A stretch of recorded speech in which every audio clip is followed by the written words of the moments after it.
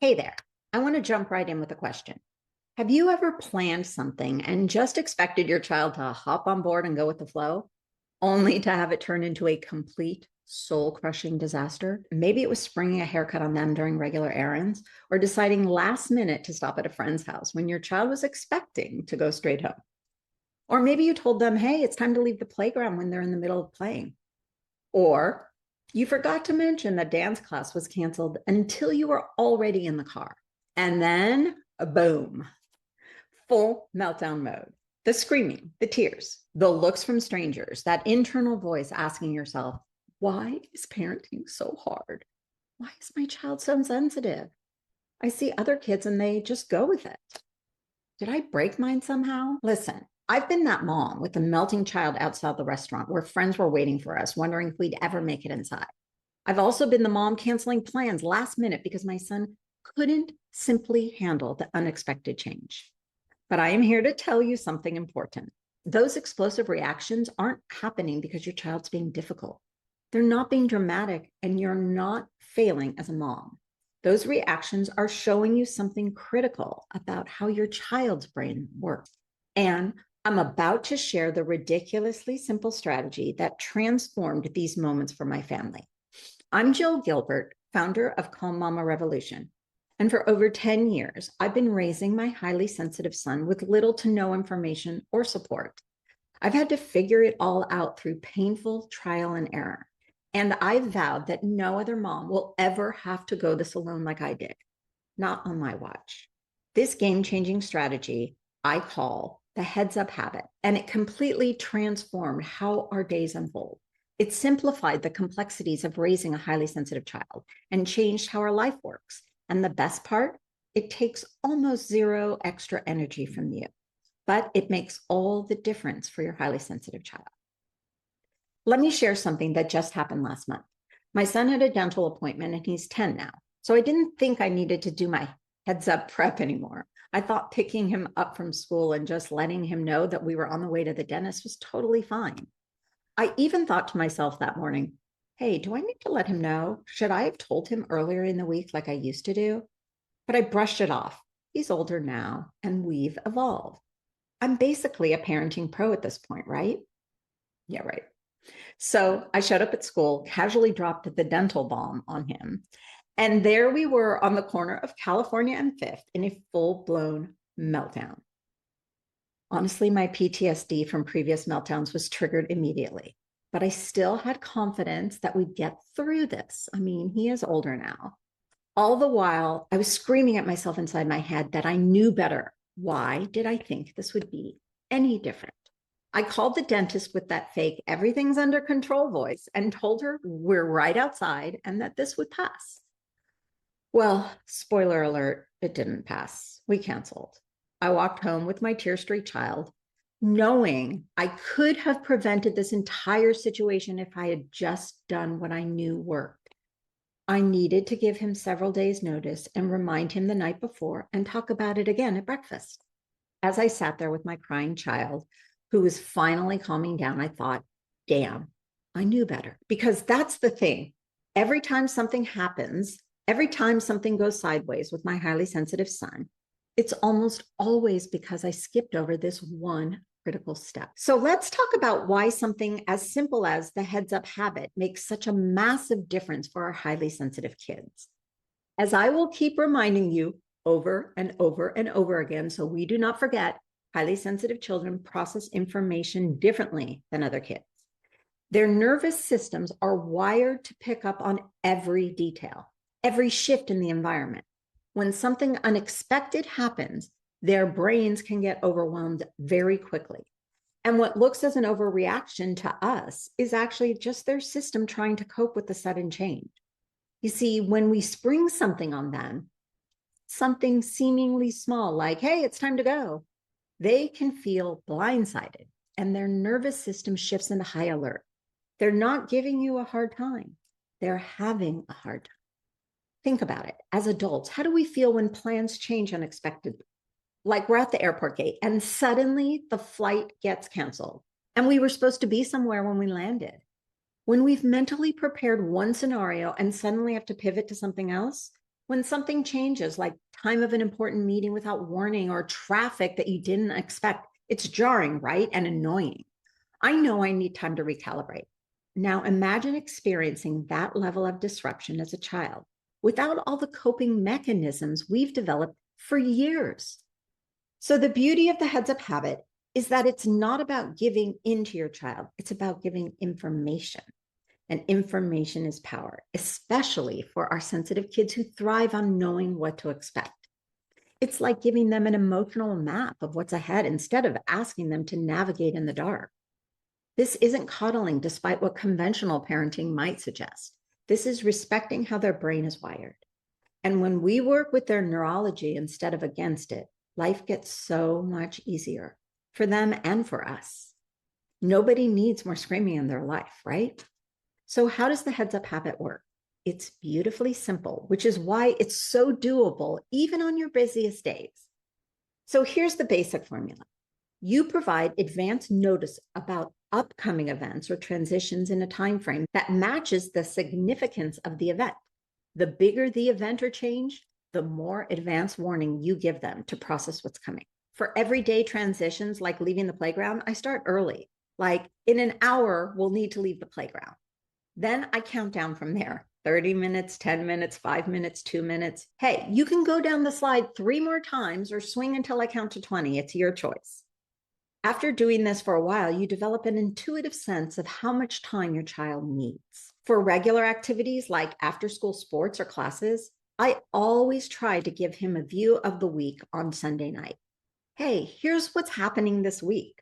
Monday is soccer practice right after school. Tuesday is a regular day where you can come home. Wednesday, you have your doctor's appointment, and so on and so on. Then I always mention activities again the night before and again in the morning when they wake up. And I even throw it in again sometimes at school drop-off, just for good measure. Remember, after school today, you have soccer. I'll pick you up and we'll go straight to the field. For appointments like doctors or dentist visits, I give multiple days notice. On Sunday or Monday, I'll say, we have your doctor's appointment this Thursday. So I just wanted to make sure you had a heads up. Then I sprinkle reminders throughout the week, always with a night before reminder and day of morning reminder. For bigger events like parties, new activities, or travel, I bring him into the story and plans much earlier on. I give him as much notice as possible. So in 2 weeks, Brody, we're going to head to Grammy D's house for the weekend.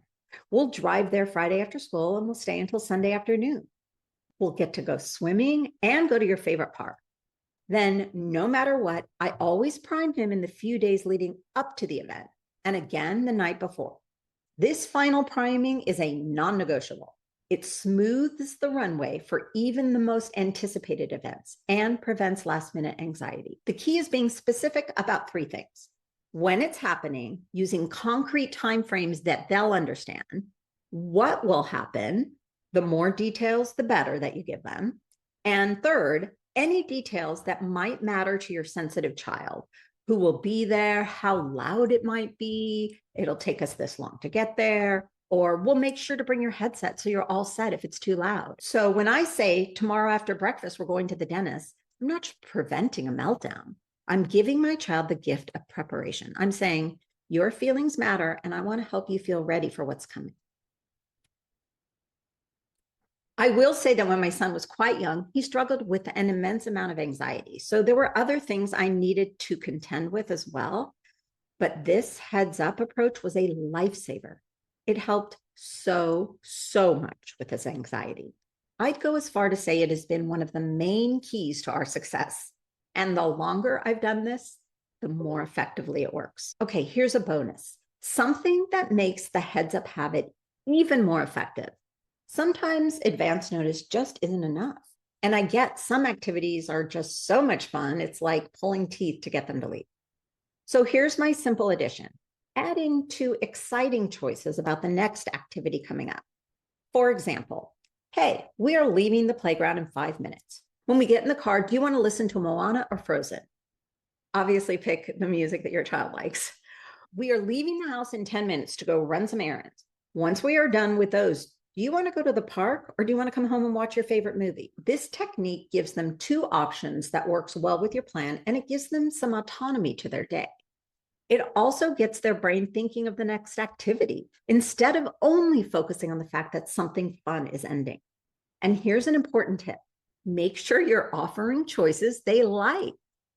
If they've been telling you for weeks, hey, I hate wearing hats, don't ask, hey, do you want to wear the blue hat or the red hat? That, for obvious reasons, won't work. Instead, pick options they've shown genuine interest in. Do you want to go jump in puddles on the walk home, or do you want to look for rainbows? The more exciting both options are to them, the more effective this approach will be. I've seen this work countless times with my son. That little bit of choice shifts the focus from what they're losing to what's coming next, and it can make transitions so much smoother. Now, I know what you might be thinking. This sounds great, but what about when things don't go as planned? So let's talk about some common challenges. First, what if plans unexpectedly change? Like when you promise a park trip after school and then it starts pouring rain while you're already in the car. So you suggest, hey, let's go shopping instead. But the tears flow immediately. In these cases, I acknowledge the change directly. I know we planned to go to the park and now we can't because of the rain. I understand you're disappointed. Then I give him space to have his feelings about it. Sometimes, despite our best efforts to pivot to an alternative plan, we simply need to go home and regroup. I've had days where we've had to abandon our plans entirely because the unexpected change was just too overwhelming. The reality is, sometimes with our highly sensitive children, we just can't make it to where we plan to go. And that's okay. It's temporary, I promise. Second, what if they resist, even with advance notice? This still happens sometimes. No method is foolproof. And highly sensitive children can struggle even with perfect preparation. In these cases, I validate their feelings while being realistic. Hey, I hear you're still feeling worried about the haircut. What part feels hard? Sometimes they just need to be heard. My son once told me he was afraid the haircut would hurt his thoughts. Something that just made zero sense to me, but was very real to him. So just like I mentioned a moment ago, sometimes we have to be willing to walk away, like being with him on that corner until he calmed down and not judging him, just accepting that the dentist appointment wasn't happening that day. Our own expectations and disappointments as parents in these moments are very real too.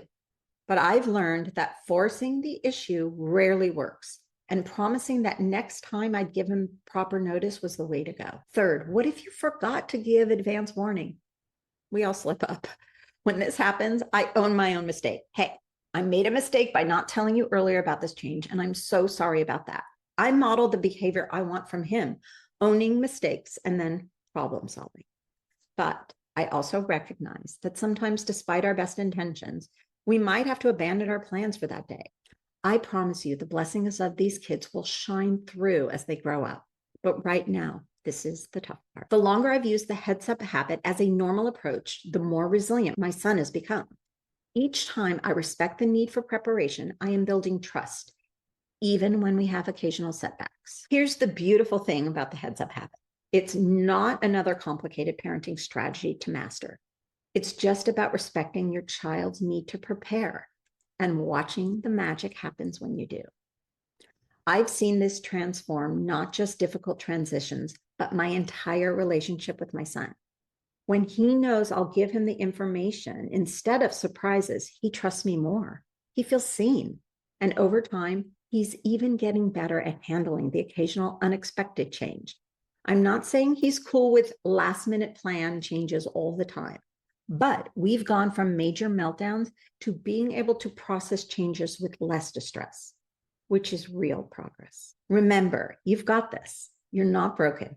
Your child's not broken. And you're definitely not alone on this journey. Your highly sensitive child is lucky to have you making these small but powerful adjustments that honor exactly who they are.